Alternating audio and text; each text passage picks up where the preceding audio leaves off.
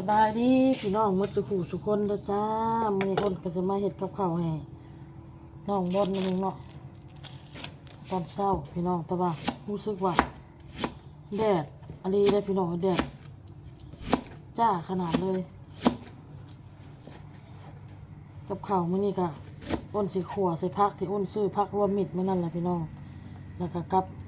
หอมใหญ่นี่เนาะพี่น้องเพราะว่าผักน่ะมันเปื่อยพี่น้องเปื่อยแล้วล่างแล้วได้แต่สับนี่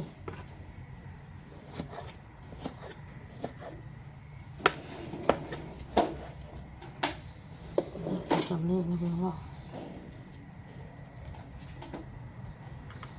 ขั่วใส่ซีนไก่ได้พี่น้องเด้อซีนไก่แล้วก็ฮอทดอกน้ำเนยน้องพี่น้อง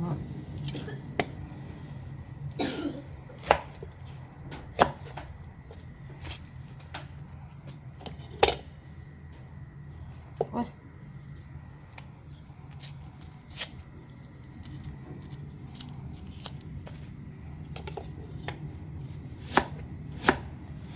เตรียม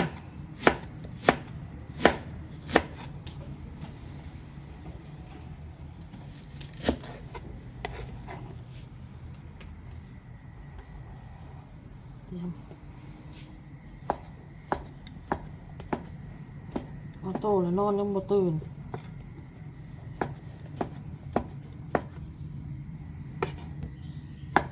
พอเวียกกับบ่ได้มียังมื้อนี้ตอนเช้ามีแต่เครื่องอ้นก็ซักตากแต่คืนนี้เนาะเพิ่นเนาะถ้วยบวงก็ล้างแล้วแต่คืนนี้ถ้วยบวงที่เฮากินน่ะมีแต่ปัดกวาดเฮือนถูเฮือนเท่านั้นมื้อนี้บ่ได้มีหยังหลายเอาซีนไก่มาแล้วก็พี่น้องมาซอยก่อน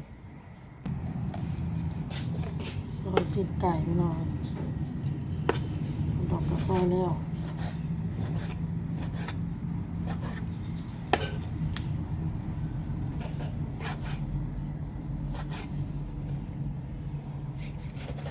มี FC เพิ่นคอมเมนต์มาเด้อพี่น้องเด้ออ้นก็สิเฮ็ดกับข้าวแล้วก็สิตอบไปนำเพิ่นคอมเมนต์มาว่าอ้นน้อยคือสิมีเงินมีคำซื้ออยากซื้อกินแล้วเนาะจึงบ่ค่อยเห็นลงคลิปเพิ่นว่าอ้นก็เฮ็ดคลิปมื้อละ 2-3 คลิปพี่น้องเอ้ยบางมื้อก็4 คลิป5 คลิปลงไปเลยเนาะแล้วแต่อันมื้อที่แบบมันมีเวลาหลายหรือว่าความสะดวกเนาะพี่น้องเนาะบางทีเฮาบ่สะดวกเฮ็ดในเวลานั้นเฮาก็บ่ได้เฮ็ดพี่น้องแต่เฮาสะดวกเฮ็ดในเวลาใดก็คือเอาคือว่าแล้วแต่ความสะดวกแล้วแต่ความสะดวกก็คือเฮาเฮ็ดหันเฮ็ดนี่เวียกของเฮาเนาะพี่น้องเนาะบางทีการถ่ายคลิปมันก็บ่เหมาะเฮาก็บ่ถ่าย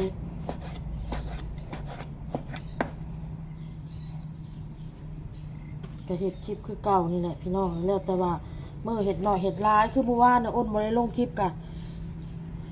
อ้นเข้าไปสวรรค์อ้นก็แล่นเวียกมาเห็นเนาะ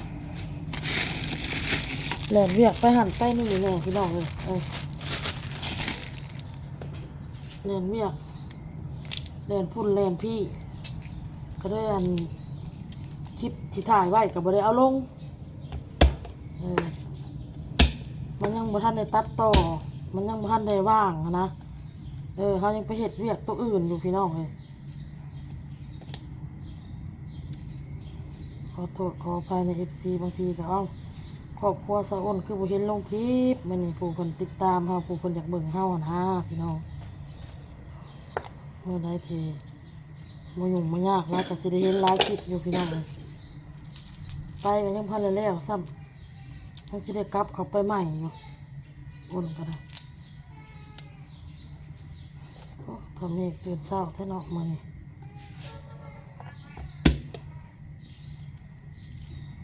ได้ยินเสียงหายเพิ่นปกติแล้วก็ตื่นแต่เช้าอยู่ดอกพี่น้องออโต้กับบางมื้อก็ตื่นเช้าบางมื้อก็ตื่นสวยแล้วแต่เพิ่นนอนดึกนอนดื่นพี่น้องคันนอนดึกก็บ่ได้อันนั้นคันนอนดึกก็ตื่นสวยคันมื้อใดนอนบ่ดึกก็ตื่นมื้อใดนอนแบบไวแน่ก็สิตื่นแต่ดึกมื้อใดนอนดึกก็ตื่นสวย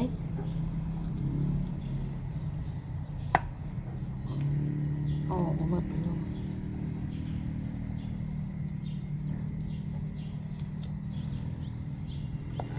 เมื่อคืนนี่ออโต้ก็นอนดึกอยู่เมื่อคืนนี่เที่ยงคืนพี่น้อง12 โมง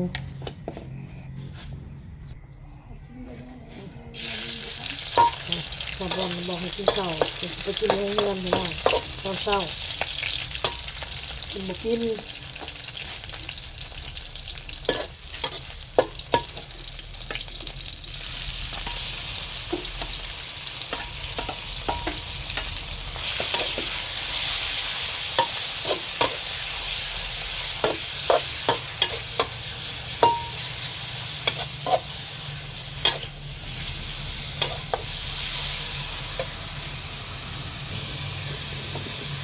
เราจะมาใส่น้ำมันหอยก็จะได้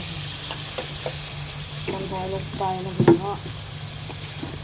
ได้เป็นตามเอาดูพี่น้องด้วยเอา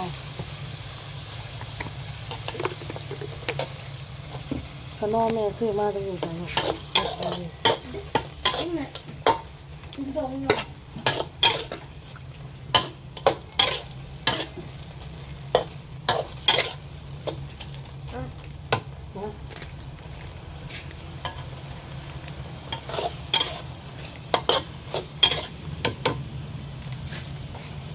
กินก่อนเลย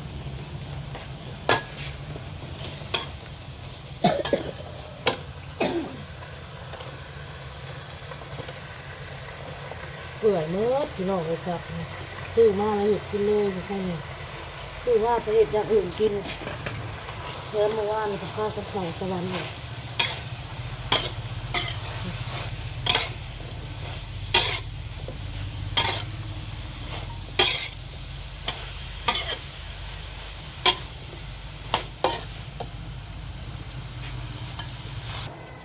มันจะตอบกับแดดพี่น้องเลยเอาโตก็ตื่นแล้วเสียงหายมาแล้วพี่น้องเลย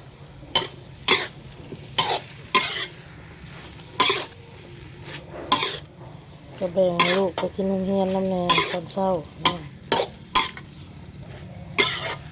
ตอนเช้าตอนเพลนเอาโตก็สิกินอันนี้แหละพี่น้องมัน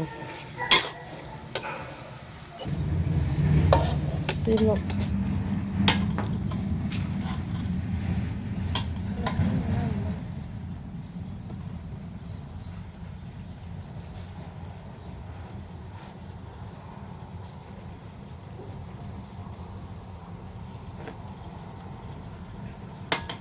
พอดี พอดีเนาะกดขับปัญญังบานเตรียมกระเพราน้องแล้วน้องมันแล้ว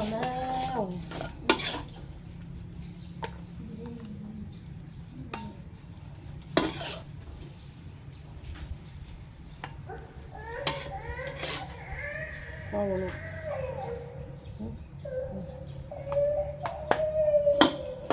นี่ก็แม่กับน้องกินอยู่เพื่อนพี่น้องเอ้ยมันเลยเห็นอะไรอัดลูกใส่ละน้ำมันน่ะ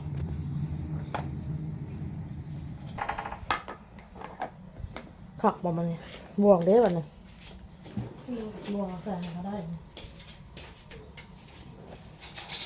หนึ่งปลาไว้เลยเป็นยังไงโตเลย นี่ยังลูกใส่นี่ได้บ่ได้แล้วคัดดูเท่าออโต้ก็ได้ไปค่ะแล้วหาถุงยางใส่บัดนี้ น้ำมันก็หายเอา น้ำ